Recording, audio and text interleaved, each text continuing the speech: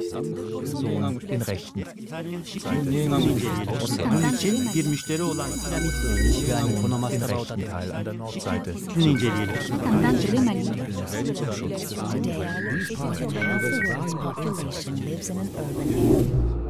Moving forward. First of all, I'm delighted to talk about after Frédéric Errand because what he said seems to be integrating a lot of realism. He's not anti-car, and I've heard the word e-bike, and I always love that. Electric bike. Yes, it's not fully electric. You still have to pedal, and at least this is not something that we talk a lot about, although it is very useful. A lot of elected officials are looking at that, and it's also growing a lot in Europe outside France. The first thing I wanted to talk about, well, maybe recall the title, What Future for Cars in Peri-urban Areas? Well, you can imagine that I've since then changed the title because I knew that we would spend 2 days burying the car, and so I had to change that, and so I tried to look at the future of mobility in peri-urban spaces. But still talking about changing our glasses to change the way we look at things, which is in line with what we said yesterday. On the one hand, we're not faced with a wave of density reduction in France. The people in urban areas, there are more and more people in urban areas, and the peri-urban phenomenon is mostly a phenomenon that can be seen as closer proximity between the countryside and cities. Geographically, the countryside is closer to cities, so we're not talking about sprawl here. And in the peri-urban, using INSEE's definition, I won't fight about terms. I'm using the statistical office's definition, but in the peri-urban, you have 41% of urban people because they live in peri-urban conurbations that are in the peri-urban areas as defined. Well, yesterday we talked about Brie-Comte-Robert and Coulommiers. We could name a few other towns. Well, we remember those because the cheeses are named after them. But anyway, there are a lot more examples. Relative wealth between peri-urban areas and cities has changed a lot. In the 1980s, peri-urban areas were on average a lot less rich than the urbanized part of the country, the cities and the suburbs. But now we're talking about peri-urban areas which are, on average, which have living standards per unit of consumption that are closer to that found in cities. And especially the populations which are in the lower deciles, especially the poorer people in the population, and these living standards are closer to what you have in the cities. I mean, these wonder women who work, who have a household, who have raised the kids, and so on. Now, are we talking about a peri-urban space that is dependent on the car for the long term? Yes. That's the main difference between low-density areas, be they multipolarized, rural, or peri-urban, still using the INSEE's definitions. But in these areas, households drive around 20,000 kilometers per year, whereas in the cities it's around 12 or 13,000 kilometers per household per year. Of course, part of that is linked to the spatial territory, but another thing is because when you have got both members of the household working, well, of course, they have to travel more. Does that lead to tragedies? Well, now when you list all sorts of possible spaces from the least dense to the most dense, is that there's an offset mechanism between those who overconsume those who overspend on the car and overspend on housing.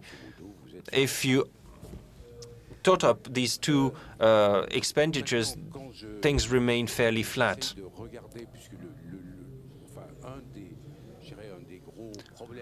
One of the big problems that we have with the peri-urban now is the aspect of energy vulnerability.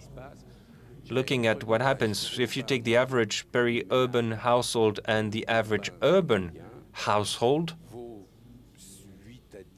there's an 8,000 to 10,000 kilometer difference driven, but that's about 3,000 euros in the automotive budget, including cost of ownership, repairs, fuel, insurance, and so on. Less than 1,000 euros in terms of fuel, and 500 euros if you take fuel excluding tax. I'm not suggesting that we scrap fuel taxes, but this is the part that's sensitive to oil price fluctuations.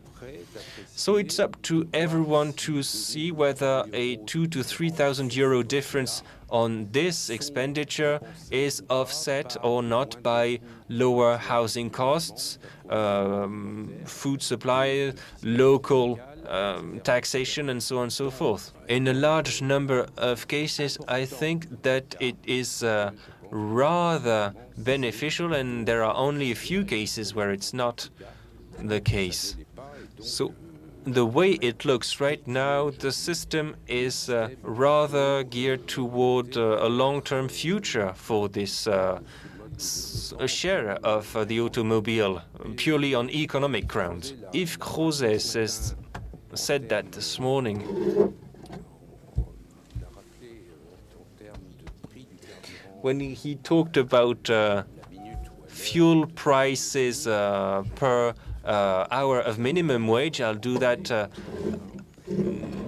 more simply, talking about constant currency units. What happened over the last 40 years?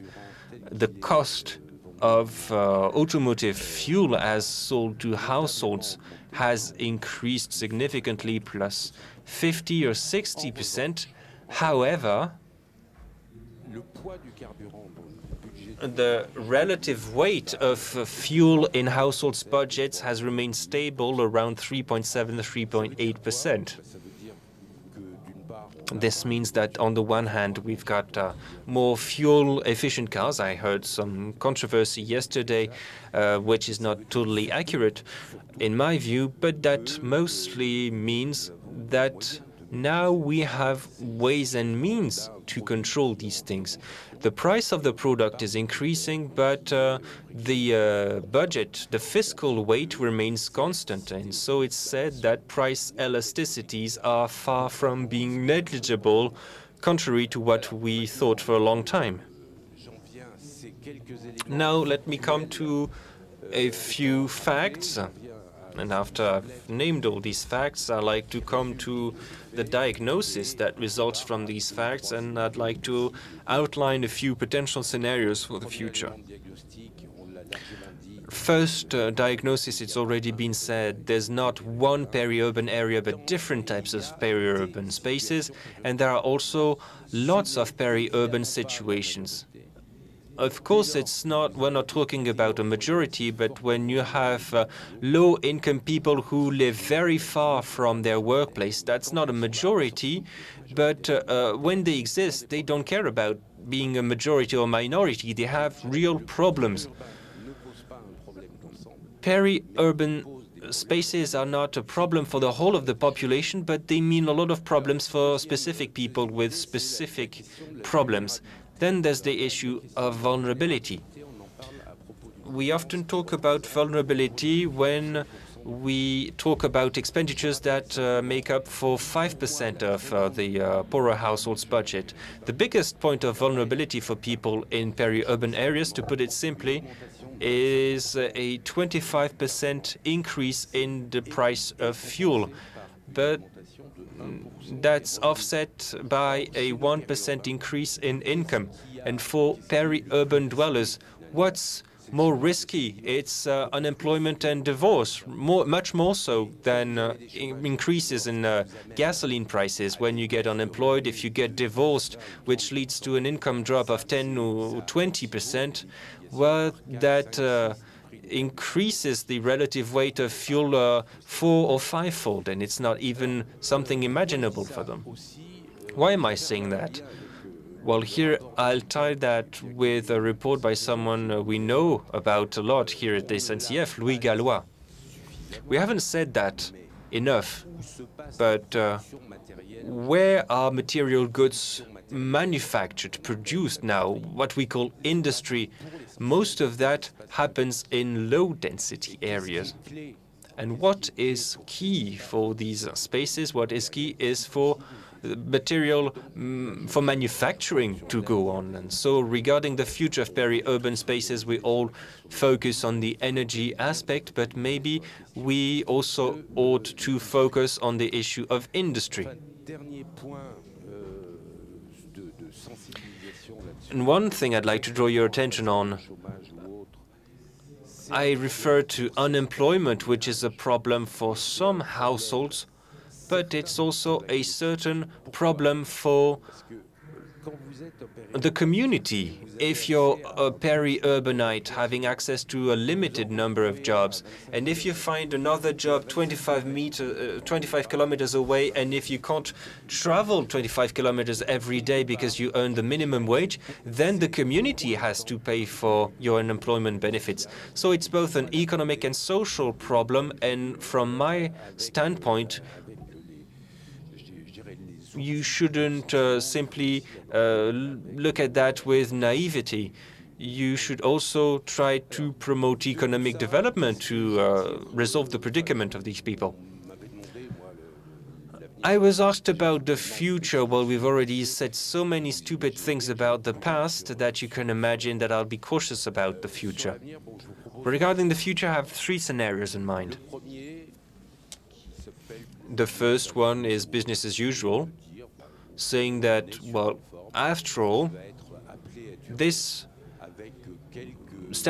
current situation is here to last, and a few things will grow a bit more in the future. I was really struck by the convergence with what our colleague from Carbon 4 said this morning, but it's clear that if you have more energy transition, for instance, by insulating, by doing a lot in the existing building stock, well, you won't have plumbers in city centers who will go to work in peri-urban areas. There will be more jobs in peri-urban areas. In peri-urban areas, you've got a lot of roof surfaces, and it's probably less complicated to have PV panels on peri-urban houses than on Notre Dame Cathedral, which is what Denis Baupin thought about for a little while. And then, secondly, of course, there are spontaneous moves towards the peri-urban. I mean, in the peri-urban spaces, you've got schools, you've got shops, and so on. People go there spontaneously. The second scenario is here probably to raise controversy amongst us. Looking at what's the situation and how it's evolving in public transport, we have urban, departmental, and regional public transport, which is highly subsidized, and then you've got long-distance public transport that has that's living its separate life. Officially, it's not subsidized, although that's a moot point. But anyway, people consider that government thinks that there are matters for the population and there are other things that need to be facilitated, i.e. mobility in day-to-day living spaces. If I try to apply that to another field, there are a lot of people who can only move around daily in cars. because that's the only possibility. So what can we propose? We can propose 300 liters of diesel sold or gasoline sold at cost price, ex tax, to poorer people. And since government coffers are empty, there's no way this tax break will be paid for by the state, by the government, and so it will be sold by extra liters sold. That would be a sort of extended mobility public service, which says that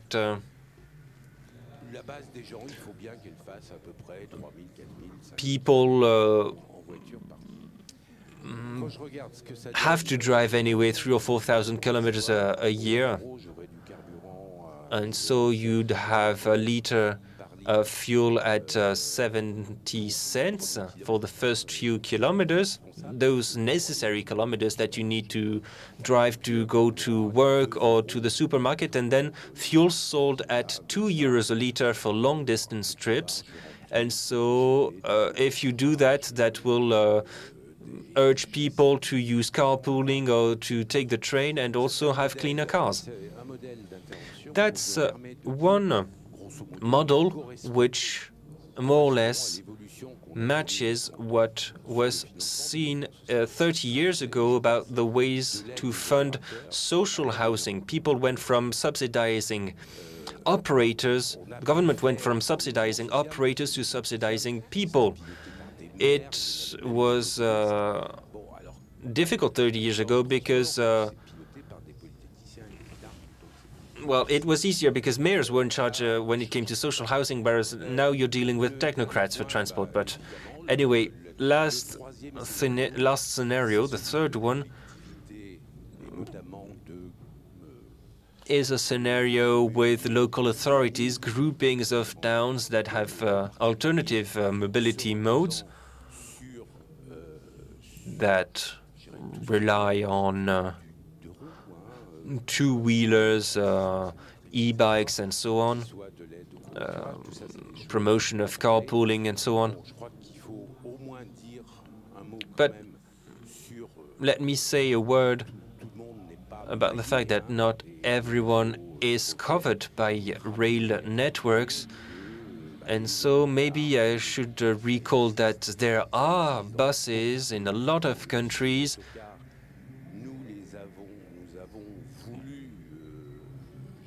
We wanted to keep these buses away for a very long time for competition issues, but the advantage of buses is that they can have fairly fine coverage of territories, and also buses are not necessarily faced with the same cost issues as trains.